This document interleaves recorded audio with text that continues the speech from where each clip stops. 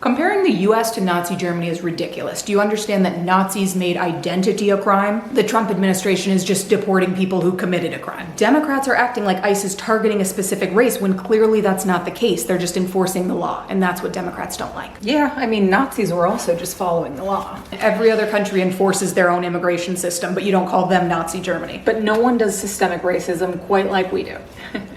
And we've had this conversation a lot, right? But I think it's important to step back again, because when I compare the US to Nazi Germany, you say it's not the exact same thing, and you're ignoring the fact that I'm pointing out patterns, not explaining identical scenarios. And the pattern is a democracy sliding into authoritarianism.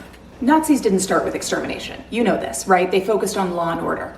Public safety. We're just following the process. And saying we're just following the law doesn't mean that you're protecting human rights. So let's say, completely hypothetically, people are being detained without due process, right? They're denied counsel, held indefinitely, separated from family, labeled as gang members because they have tattoos, deported to dangerous concentration camps abroad. Sound familiar? Let's say US citizens and people with legal status are being unlawfully detained. And let's say, again, hypothetically, that ICE has a quota to hit. So they're subjecting people, no matter their status, to racial profiling, mass raids. And let's say they've been given permission by the highest courts to target people based on the color of their skin or their accent.